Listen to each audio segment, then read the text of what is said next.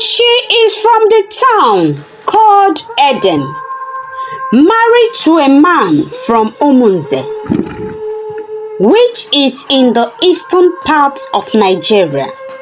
Her name is Ngozi. She was widely admired for her humility, strength, and warm spirit. Her husband's name is Ozo, a self-made businessman whose wealth was not just spoken of, it was felt throughout the land. Yet, it was not his riches that made Ozo stand out. It was his heart. Ozo had a deep sense of community. He believed that wealth meant nothing if it did not touch lives. So, he helped widows, orphans, school children, and the elderly. He built borehole, sponsored youths in school, and organized free medical outreaches. He did all this not for applause, but because he believed it was the right thing to do. His generosity did not stop with strangers. He was equally devoted to his family. Among all his siblings, Ekene, his younger brother, had a special place in his heart. Ozo founded his education from primary school to university, and after graduation, he helped him travel abroad. Ozo believed that with a little push, Ekene could become great. However, as fate would have it, not all seed grows when planted in rich soil. Ekene's trip abroad was dream come true. He was supposed to chase better opportunities and become someone his family could be proud of. But from the moment his feet touched foreign soil, he changed. He chased after parties, wasted time with women, and found himself in the wrong crowd. His reckless lifestyle caught up with him, and before long, he was deported. Back in Nigeria, Ekene was ashamed but not apologetic. Ozo, although deeply disappointed, believed everyone deserved a second chance. So, he set up a well-structured business for Ekene. A supermarket stocked with goods located in a prime area, legally registered. It was a golden opportunity, but Ekene was not ready for responsibility. Within a year, the business collapsed. He sold items on credit to his friends, threw parties, and founded nightlife that seemed never ending. When the money ran out and no more goods in the supermarket, he returned to Ozo and claimed the business failed due to bad luck, that someone is after his life, causing him setback. Ozo was angry and confused, questioning what could be wrong But as a good brother, he gave Ekene another 30 million to equip his business that crumbled. But sadly, Ekene could not manage this money. He squandered it again. This time, Uzo lost his temper. What did you do with the money? And all the money I have been pushing into business for you. You must account for it all this time. Why should I make account to you?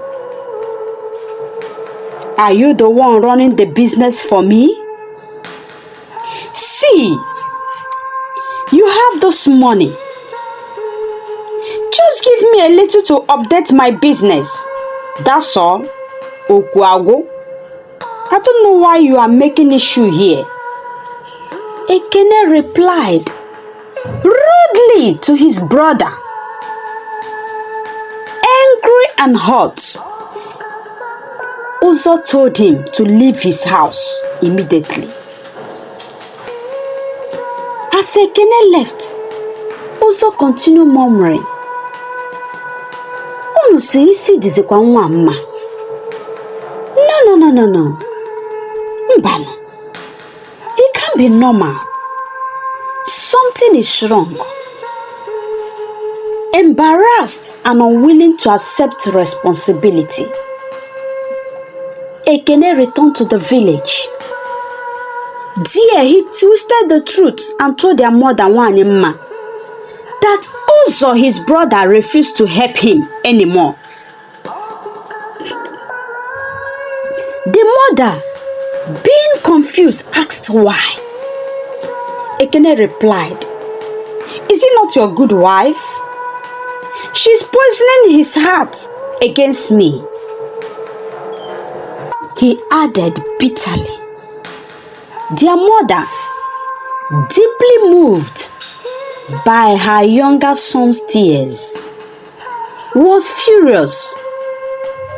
"So with all the weight your brother has, he cannot help you.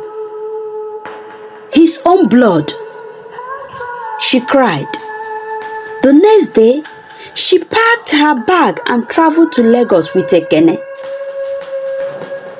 When they arrived at Uzo's home, she did not even greet him before breaking down in tears. "Uzo, I carried you in my womb. I suffered to raise you.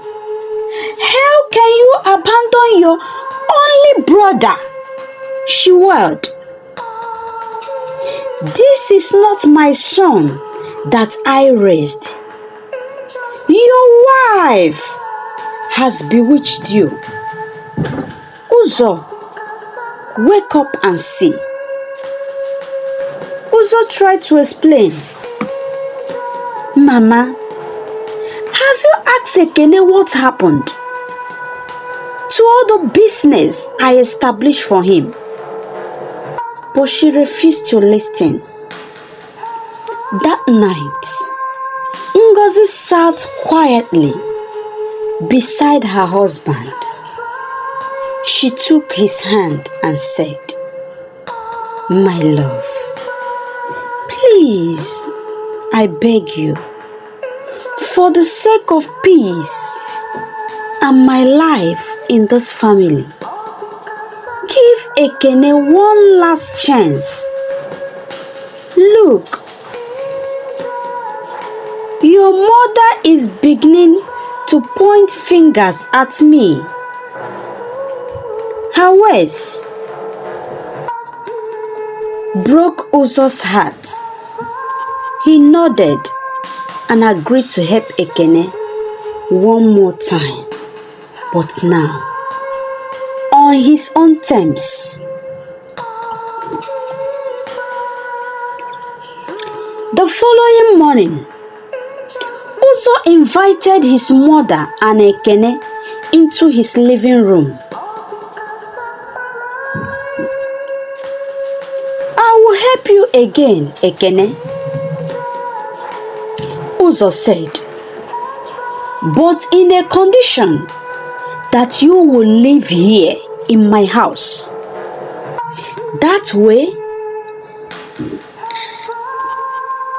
I can monitor what you are doing."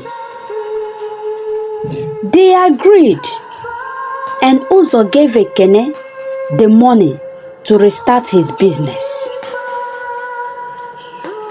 For the first few days, everything seemed fine. But in his mind, Ekene harbored hatred for Ngozi. He blamed her for all his failures and resented the respect she commanded in the household. Though he smiled in her presence, his heart burned with bitterness. He began keeping late nights, returning home drunk, sometimes with strange women. He warned the gatekeeper never to report his movement to Ngozi or Uzo. "If you value your life, you will keep your mouth shut," he warned. Ngozi noticed the changes and tried to speak to her husband, but Uzo was busy with his company's expansion and often traveled. "I will talk to him when I return," he promised, but time passed and Uzo never got around to confront his brother. Ekene, feeling untouchable, began to plot more evil. One peaceful evening, Uzo decided to relax in his mini bush bar near the swimming pool in his compound. It was his favorite spot at home, surrounded by palm trees with soft music. He poured himself a glass of wine and took a seat, enjoying his evening. Then he remembered some invoice he has not gone through. Just as he stood to pick them inside for review, Ekene saw his chance. He rushed to the wine glass and poured in a deadly concoction he had hidden. He stepped away quickly.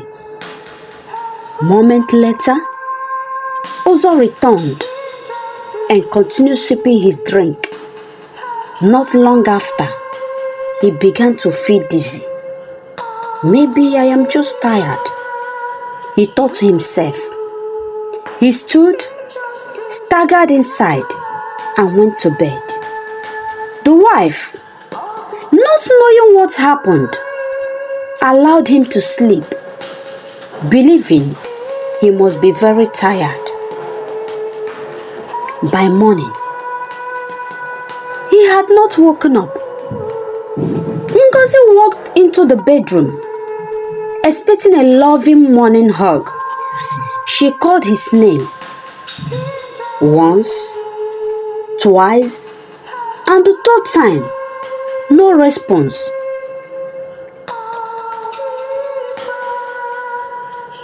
Her heart began to race. She shook him gently.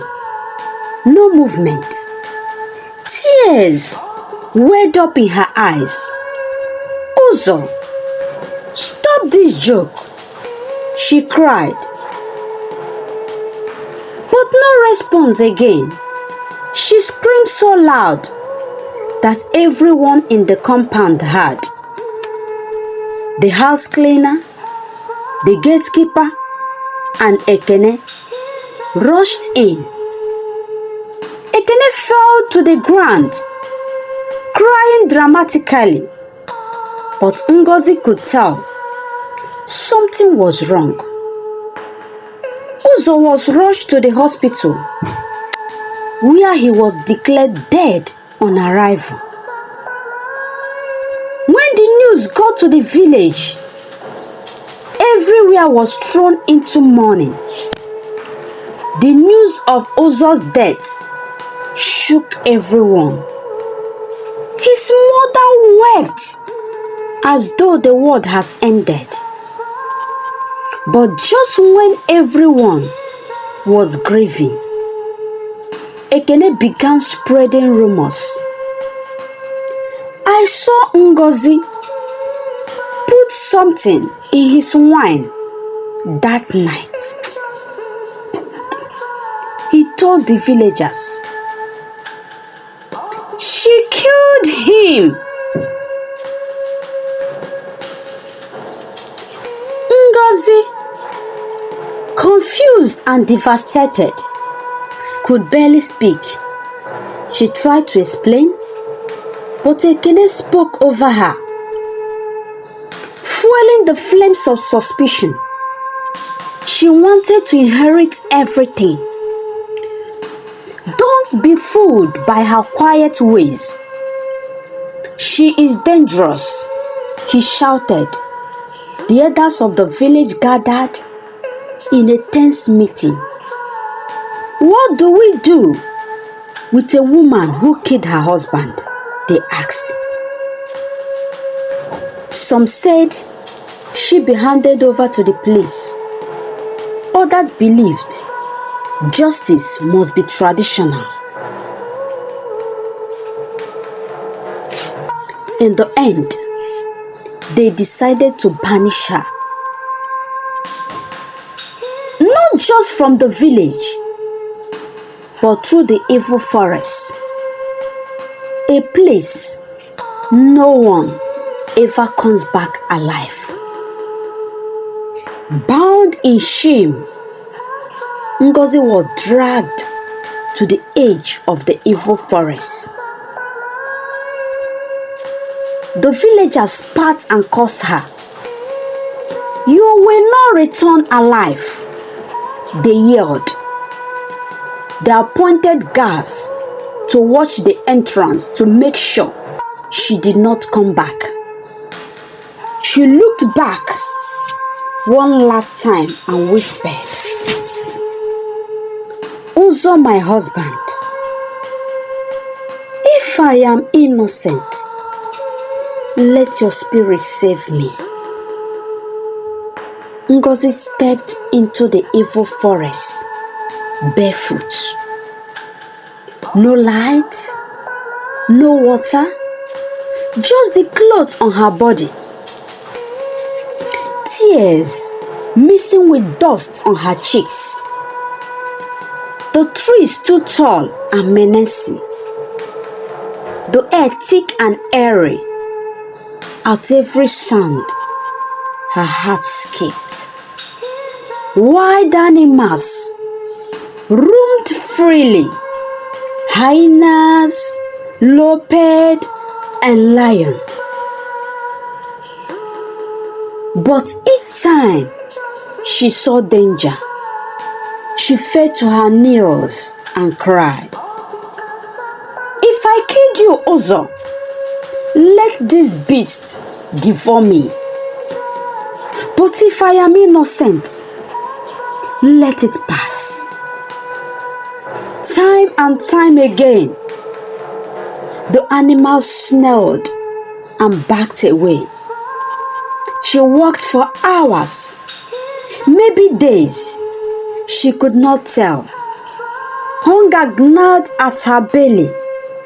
Her feet bled, but she pressed on, calling on the spirit of her husband at every step.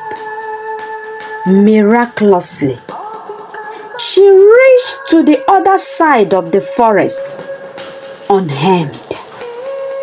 Her body was weak, but her spirit was strong.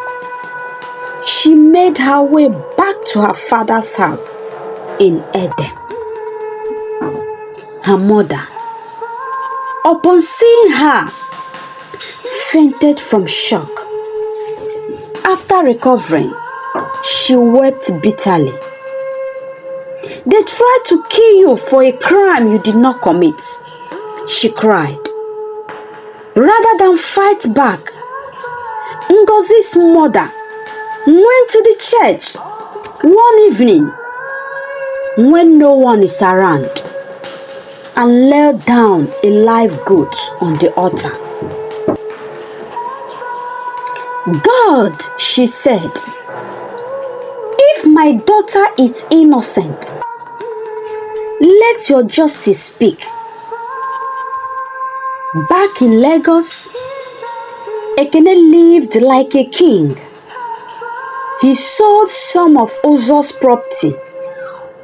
The money in the bank, he was using it anyhow he likes, and turned the house into party ground. But not long, he started having nightmares and hearing strange voice. With Uzo calling his name. Sometimes when he's bathing, eating, and even at midnight.